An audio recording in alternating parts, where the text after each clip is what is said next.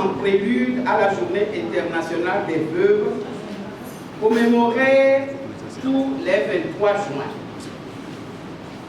Instituée par l'Organisation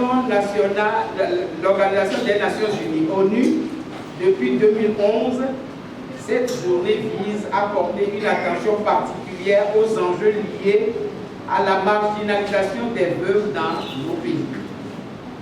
Estimée à plus de 250 millions dans le monde, elles vivent pour la plupart dans une situation d'extrême précarité, souvent aggravée par la stigmatisation et l'isolement social. Elles subissent ainsi des pratiques dégradantes et l'observation des rites de veuvage, souvent inhumains au nom de la tradition. Certaines d'entre elles perdent aussi leur identité, leurs biens et parfois même leurs enfants. Cette discrimination, à la fois sociale et juridique, réduit considérablement leur capacité à subvenir à leurs propres besoins et à ceux de leurs enfants, les condamnant ainsi à la misère. Ces constats alarmants démontrent bien l'importance de cette célébration qui nous appelle à une prise de conscience et à des actions concrètes afin de garantir à toutes les veuves une place respectée dans nos sociétés ainsi que l'accès à la protection juridique et sociale. Il s'agit en cette journée commémorative de mettre en lumière les conditions de vulnérabilité de ces femmes et d'agir pour la reconnaissance de leurs droits, notamment en leur fournissant des informations nécessaires pour l'accès à une part équitable de leur patrimoine, de leurs terres et de leurs ressources productives et en leur donnant les moyens de subvenir à leurs propres besoins et à ceux de leur famille. La séance de sensibilisation que nous tenons aujourd'hui à l'endroit des veuves de notre commune s'inscrit pleinement dans cette dynamique et a pour but d'une part de sensibiliser les veuves de la commune sur les tests relatifs à la succession et les procédures administratives permettant l'accès à leurs droits, et d'autre part de les informer sur l'appui technique qu'offre le service de pension de la mairie et le processus de traitement des dossiers de veuvage par la Caisse de retraite du Togo, CRT, et la Caisse nationale de sécurité sociale, CNSS. Je remercie toutes les femmes qui ont répondu à notre invitation, et je les exhorte à prêter une oreille attentive aux présentations. Je les encourage également à ne surtout pas baisser les bras dans la lutte pour la jouissance de leurs droits. En souhaitant plein succès aux travaux, je déclare ouverte la séance de sensibilisation sur les droits successoraux et les procédures administratives en matière de veuvage, et je vous remercie.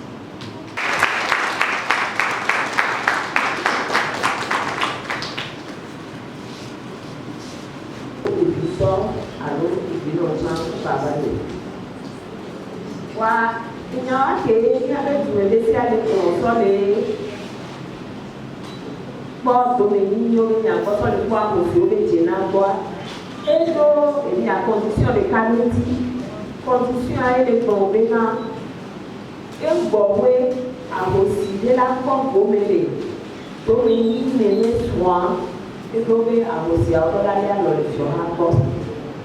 Comme ça, le sur un poste, nous sommes pas mal de voir, on a tout tombé et les enfants pour eux. On va faire des barres à les deux, il y a tout pour eux. Donc, à utiliser la collectivité. Il est devenu, les boutons pour les Catalina, la Pavillon, et les devenu, il n'y a pas de waouh, il y a le robe de il y a le robe de et ils m'ont banalé le riba anti-borsoa, enflammé à mes babaloa, on l'a tout pour brûler, et c'est le derrière. Et bien de me laisser à parler de notre chambre, quand flan, l'unité, les bagotés sortant à Rosiodia, les blancs chambre, l'unité à nous soit pour le noir, avant que mes noms, avant mes noix d'amour, mes niveaux, mes amours, avant que nous n'avons pas fait boire avec les camarades de Wamia. On m'a dit que voilà, on dit. Avec les diables pour la nationalité, on soit on l'a remis, avec les mois de maison familiale. Vous ne pouvez pas faire bon de caractère ou à moi. Avec les pauvres, à l'autre, on m'a débattu voilà de l'autre. À pour la prière. Et si elle est demandée, à aussi à la tête, on va avec la casse et au tripement, et le war, et puis à ma temps. Allez, ça, avant. La peur de corps, les bras, les corps comme on sous. Attitude, tout ça, attitude. La peur de corps, les bras, les corps, mon mariage. Il y a la peine. Et puis, à des picots, au mais par des humains, à moi, mais et moi, mon mariage, et moi, et voilà, on est nous. C'est vraiment juste. Après. Oh Dieu, là, mais on a beaucoup pour soi de vous former. Nous parlons de ça, magnifique. Il y a une idée tout soir. Et on va manger. Et ma gueule est pété. Voilà, quand on a toi, il y a il y a pour la nuit. Vous voyez, on a tati. Il y a, on va y avoir vidéo, pas de défaut, on va y avoir support. Il y aura des défauts. On va y avoir vidéo. Il va les gens qui veulent des tapis, et nous, on s'en a maintenant. Ils ont les deux tatas. On va y avoir vidéo, on s'en va voir le côté, on va y avoir le petit diable. Et nous, il y a la tchèque. Il y a ma mère, il y a la tchèque. Il y a la ça. On va y avoir pour la piano, on va y avoir la tchèque. Nên yêu cái một lần cũng mà nên những bảo thì nên yêu chi cũng quê của yêu là hai vậy cái nên yêu hai vậy yêu là hoàn như bao hôm mà để cả hoa mình nên yêu của hoàn như bao hôm mà của yêu là sao yêu là đâu cả thì yêu hoa gì nên yêu là sao bác chủ à bây giờ rồi nên yêu sao chủ của nhưng mà nên là cái nên mang theo sự nó nói gì á, nó bán chọn gì á thì không, còn nó bán không mà. Tê quên mairie à tant de valeur. Fifty à l'ennemi mais pour tê à l'olé les familles veulent vous me voir. Min tê ouais les mairies au aller. Nio aller ne nous soit couillé au ni pour les carrés. Au la tê ho. Pas gomme les nebe nous mais. Yéni bien tombé. Merci. Et ben me donne un bonheur. Que de voir. Pour me donner pas mes photos. Vous pouvez pas couper nous on chante. On nous que la signe. Et puis on s'en a déjà marché. On s'en a laissé mais la trace nous va chanter dans les. De pour bien y avoir. Với con tàu được cả và để cao tôi còn được còn thiếu. Thì giờ để con đấy bây giờ không cho nhà này. Muốn xóa lên đây có cái cổ lội phía mà để nhắn mình nó số. Cái trang mà bên phía là phải mình cũng lực mà nhà này có cái nồi rồi. Để cô lao vào cùng. Après. Wafifia esi agbade akpa edenya wọn jọrọ le fifi bẹ sekele kplɔmia o le tó vovototo le violo ne ɖevia o di le srɔ̃ɖevia alo o di le mariage o le nu le srɔ̃kekpe di oa ɖeviwo ŋutɔa enuke la gbe yi ne ɖeviwo kɔa eko ɖeviwo kpata la ma ɔka vovototo gba le ɖeviwo me. O di le srɔ̃ɖeɖe mi o di le srɔ̃maɖemaɖe mi o ɖeviwo kpata wola ma nuke la va na wa kpata ɔka vovototo gba le wa me. Ne míasɔ yi míanɔ tsotso tɔ dzia peut-être après míagbate ŋdogo ma se nyaminyɔe ɖe voa ɖeka ke ma gblɔ anyi be esia le gblɔ be ne wòle agblɔ ko ma da ɖea on l'a zon et c'est les dit partie de l'équerre et on l'a tourné avec et c'est à mon avec nous il y a on m'a tenu il y a autre la mais avec tout le corps on pour français de bébé héritier réservataire donc à mémoire on l'a et à mémoire et vous quand même le blé derrière on l'a rodé le goutte fouet donc à l'époque la team non dans on m'a dit au lycée donc on a conseil si on veut pour la zone de l'eau voyez on m'a respecté parti que pour la personne avec l'autre héritier réservataire ou parti pour la personne en dessous on a fait la bande et les laisser à ça voilà il y a ma première les fichants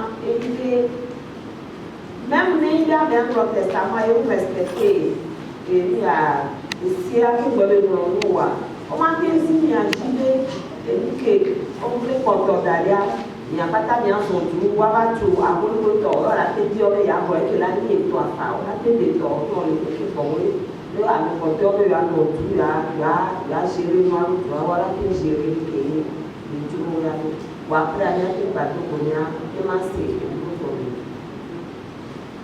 et ça, il y a à vivre, il y a Messie, on avait.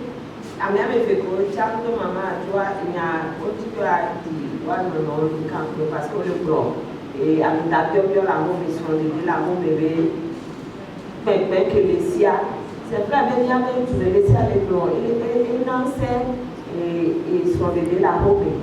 Au biotop, au antipodoa, au c'est quoi, au moins il y a un travail et c'est là pas continuer, il y a souvent quoi, il y a souvent et c'est toi quoi. On a tourné à discuter avec au bas de l'hiver au mariage. Et tu le vois, nous avons un voix. Non, tu ne marches pas, mais au bon, il n'y a pas de victoire. Souvent, quand il y a la remission à la cérémonie, la remise d'autres temps, et vous voulez que les dames de la mairie, il y a un problème. Où il y a pas où il y a il a fait simplement quoi. On l'a vu depuis avec les gens. Donc, elle devait pour le moment, il est possible à contrôler avec au mariage, et dire que le chon, au cas, il y a valé, il y a un mariage, il y a bien bénéficié et spécial et protection. Il y a des mois de cas où on avec non des soins. Non, les leçons, depuis qu'on va partager avec eux, la comme et là, tu vas lever, la nous soit allé à l'emploi de l'écart, et on a l'emploi de porteur, qui est le moment là, manuel, avec on a l'emploi et pour là, et à la longue, et les kawaya, les kalalouais. Et puis, quand même, ton porteur est que tu as, le jour où on l'a main, on est ton porteur, on va pas s'asseoir les soins. On va aller, on va pour nous. Il y a son web sur maman à joie, tortiller, englobé, ou mettons. Et nous sommes allés à tombé là, le couteau, à même ton bataillon, à ton bata, au dos, dînant des campings. On doit la faire tout comme les bébés, à mis à la ou les caméras et tout. Il y a même des camps flancs, pour les gamins tombés, mais bébé, baba, de l'Amérique, qui porte toi, ton cas. Et pour essayer de voir, les gabardis, à recycler, les gabardis comme vous voulez. Donc, les bébés, voilà, je vais soit lavé. Nous, quand on a un bébé, est-ce que ma soeur les couples la mer?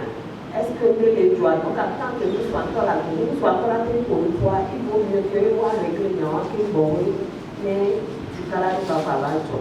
Et le problème, c'est que les miens de nous, les gens qui sont là, qui là, on doit. Là-bas, il y a des gens qui ont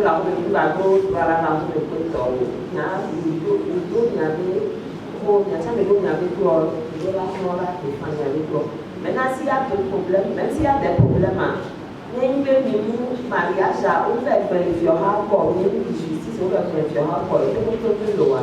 En cas, il y a de la terre, il y a une loi, mais la terre non là, il y a une loi, peut-être après, tu as mis la terre, c'est un champion de la vie, mais que, à son état de la terre, sont les mots antiques, après. Mento agwe avec est-ce que Biadel va la Mérissia? Ok, alors Alexis, nous sommes toi les Nianos. Ndogo journalisiano yanzo atiku ola na pembe lomi abra mema bias benane ni kuso emile eso ebiota en tilani umbo fifia ni pia maso fide de miami ye voilà rien fifia ni bien ni tonne ye ka maso ya e capuane de donner para arribar global e ela sobre ele acessível e para não só a jogo e não só que da mais boa ela só ele uma ele sabe que por até vai uma bebê só que só vai na ver para e sono imparato che fumare che mattevo e non avec moi la voilà défendre les jobs d'intérêt donc et puis vous pouvez déjà que vous fassiez la nous la vallée et vous so wa ole ka petit là ko me le dala ko la vallée wa ke ya mbalo wa o we le job qui o no c'est le c'est le c'est le job donc à niveau de mon qui a maintenant wa non capito donc à la tête de du au bien comme on va dire le quoi bien comme voilà tu le du au bien comme voilà yo la pour sona la protéger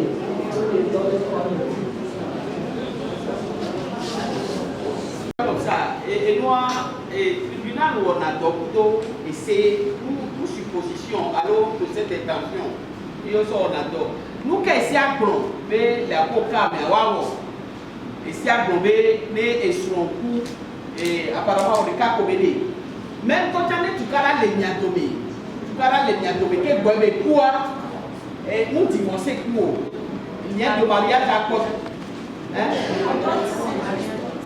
ami au mariage ah d'accord ok donc même au mariage et mon cas au bio c'est il y avait mon cas dîner ma il y avait ton des vieux pas les mineurs des même pas 18 ans il y a probé les locaux simo donc à québécois et avec Tiago le conjoint survivant en tout cas des vieux parents que Tiago et administrateur même c'est des vieux qui peuvent des vieux qui veulent avec des accords donc et vous avez autorité les vieux qui veulent avec des vieux les mineurs donc et vous avez encore des vieux même et vous avez tomber derrière pour nation nié muni famille donc il y a la pacham il y a l'envie de glorifier mais on voit peut-être qu'il y a trop c'est à cause de parce que il y a jusque là à soigner les bébés au son fait il y avait famille les côtois et puis qu'on et si elle est trouvée on y avait famille où et toi alors nos depuis qu'on les descendants c'est ce qu'on appelle en français les héritiers réservataires et comme il veut nous dépeper tout n'a pas avec les filles qu'on a c'est des héritiers réservataires des pépés nous c'est là où pas avec donc pour me tomber jenane ni be jenale wasia mate se mu fio ko be ble dalia be jeno ki wala be mo mariage ko wa on ko droit de ko de succession wa be succession ke kan de fio be to ko kina wa wo be lai mate so ko jwa ne on voit mi a to ko ne mi a to se na mi le droit la pa kambe wa te ko no de le tribunal droit ne be ba ine. La date du 23 juin est célébrée comme Journée internationale des veuves. Et dans notre pays, comme partout ailleurs, d'ailleurs en Afrique, nous savons que les veuves sont confrontées à plusieurs problèmes liés à la discrimination, liés au non-respect de leurs droits surtout lorsque ces droits sont relatifs aux problèmes successoraux concernant leur mari défunt et la protection des droits de leurs enfants mineurs lorsque le mari vient à décéder. Et donc, cette journée, nous la célébrons toujours au Golfe 4 par la sensibilisation des veuves sur d'abord leurs droits, leur faire connaître les droits dont elles disposent dans l'arsenal juridique togolais, notamment le Code des personnes et de la famille, et également les sensibiliser sur la nécessité qu'elles-mêmes prennent en charge la défense de ces droits-là, si possible, avec l'aide de ceux qui peuvent les aider.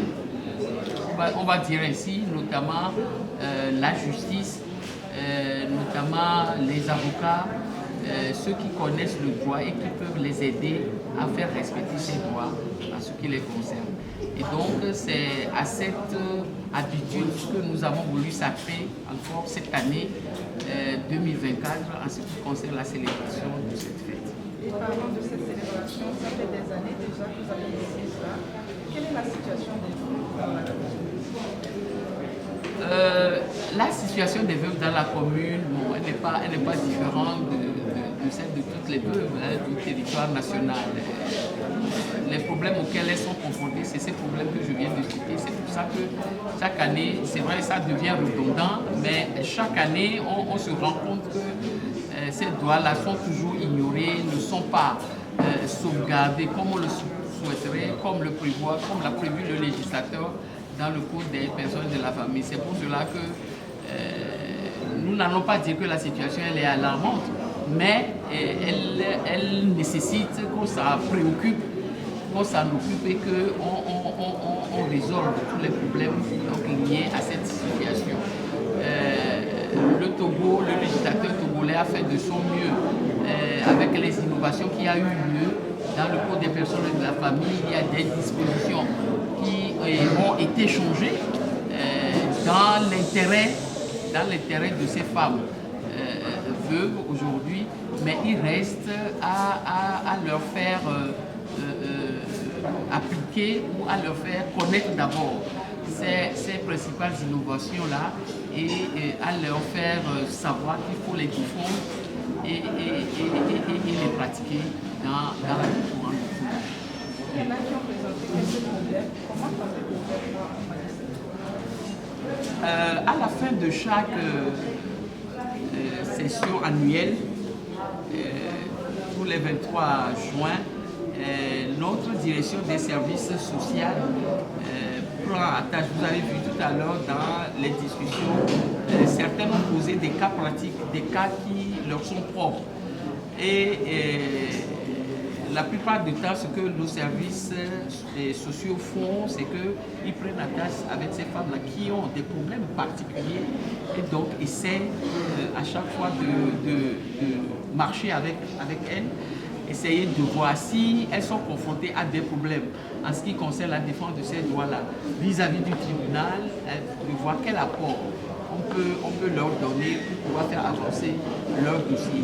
Il faut dire aussi que les mairies aussi interviennent beaucoup dans la sauvegarde de ces droits successoraux aussi, parce que c'est les mairies qui font souvent le procès verbal de conseil de famille et la désignation de l'administrateur des biens, qui obéissent à des règles précises qui sont la plupart du temps ignorées. Lorsque le mari décède, il faut savoir que dans le Code des personnes de la famille, tous les droits liés à l'administration des biens et à la tutelle des enfants sont dévolus en fait, au conjoint survivant. La plupart des femmes l'ignorent, ce qui fait que lorsque le mari décède, automatiquement elles pensent que l'administration des biens doit être dévolue à une sœur, ou bien à un frère, ou à un oncle, etc., mais surtout pas à elle. Donc il faut faire comprendre à ces dames-là et à ces femmes-là qu'elles acceptent, qu'elles comprennent qu'elles ont des droits et qu'au décès de leur mari, elles peuvent assumer revient sur leur tête la responsabilité d'assumer tant leurs droits de mère que leurs droits de père qui leur sont devenus par le décès de leur mari. Et ça aussi se heurte à la coutume habituelle dont elles ont l'habitude de croire que lors du décès, après le décès de leur mari, c'est la famille de ce dernier qui doit avoir la même mise, qui doit avoir le contrôle des biens successoraux et autres. Lorsque nous aurons franchi ce cap-là et qu'elles auraient compris qu'elles ont un rôle important à jouer au décès de leur mari, dans ce cas-là, moi j'estime que nous aurons franchi un pas décisif qui ferait en sorte que les droits qui figurent, qui sont sauvegardés, qui sont prévus par le législateur dans le cours des personnes et de la famille qui concernent leur protection, la protection des veuves et des orphelins puisse être garantie. Merci madame. Ce qu'il faut retenir, c'est que le cours des personnes et de la famille protège les veuves, protège les femmes dans le domaine de la succession. Nous avons rappelé qu'aujourd'hui, dans le domaine de la succession, si on veut appliquer la coutume, il faut que cette coutume soit conforme à la Constitution et aux principes fondamentaux des droits humains. Nous avons également rappelé que dans le domaine de la succession légale, la veuve peut hériter du quart de la succession en présence de ses enfants, de la moitié en présence des parents du défunt, et la veuve peut se retrouver à être héritier, seul héritier, bien sûr héritière, lorsque le défunt n'a pas laissé de descendants ni d'ascendants. Donc, mais la seule condition, c'est qu'il faut qu'il y ait une existence de mariage légal, c'est-à-dire un mariage célébré avec la célébrité. Donc, à dehors du mariage, on ne peut pas prétendre bénéficier de la succession d'une personne décédée. Donc, il y a également la succession testamentaire qui laisse la possibilité à une personne de son vivant de pouvoir donner une partie de ses biens à qui il veut. C'est-à-dire, dans ce cas, lorsqu'il y a des descendants, c'est le quart des décédés, le défunt peut transmettre à deux personnes par testament. Et quelles sont les démarches qu'une veuve peut faire pour pouvoir bénéficier de ces droits? En principe, lorsque on a l'habitude de dire que la succession s'ouvre par le décès, c'est-à-dire lorsqu'une personne décède dans une localité, donc déjà on parle de l'ouverture de succession. Donc il faut que la veuve puisse prouver que la personne est décédée effectivement. Donc dans ce cas, elle apporte le certificat de décès. Elle fait ce qu'on appelle soit acte de notoriété qui se fait chez les notaires ou bien certificat d'hérédité qui se fait au niveau des mairies. Donc quand on va au niveau de la mairie, on fait le certificat d'hérédité qui montre que c'est la liste des personnes qui peuvent hériter de la personne qui est décédée. Donc dans ce cas, lorsqu'il y a encore des mineurs, on fait ce qu'on appelle certificat de choix d'administrateur des biens. Et on fait l'inventaire des biens et le bien est partagé selon les dispositions du. Et une femme qui n'a que faire le mariage.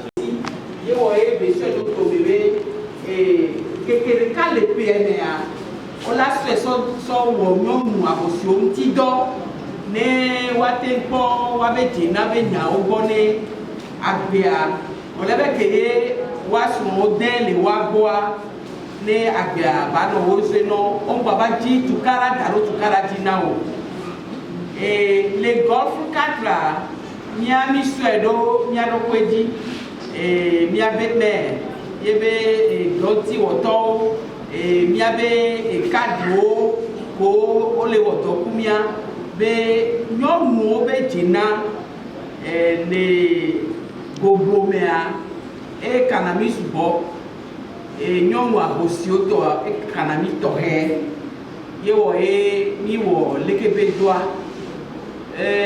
mudi be ma wɔ mon papa et anti d'autant ne m'a deux été si bé moi c'est bé mi va goumia be kame des filles et jojo et bien bé amène va signaler que la ten trop y bé alors que la ten voyé pour qui que belle panko les que be nyako mi touré me mi bio o de nous menamia elle a deviné que la nabe y ba gbea ma bano so ma bano si belle que be ba hoyame et hoyame be va la nabe amela so y be kuhi kwalo la panko ne be nya to pede noa ne ba tete la me ko o yan ni caisse nationale de sécurité sociale to va pour konami caisse de retraite to cha o va pour konami o brole ke yo pe na do nyon moti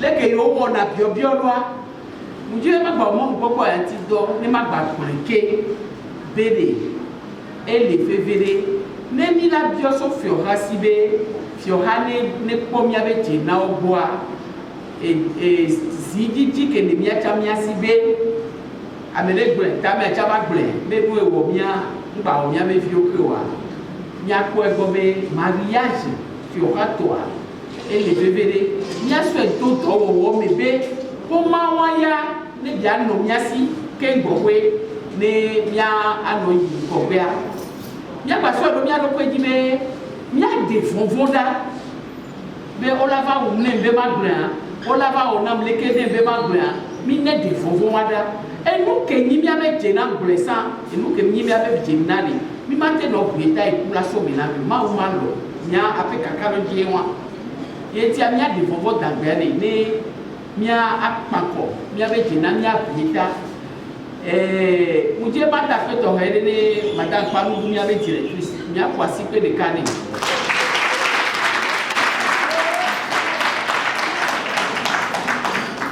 mia be me de susu ni ele to e be so nyomu so dalo direction affaires sociales et donc que le wa ti na nyanu ni le ha to mi gbino no be inwome ye be do kudo ye be yebe do na ku ameko lenti le wotwa wa we na be bebe gododoa etenjeji donc apeto here ne be eye le doji baba we wu ne nia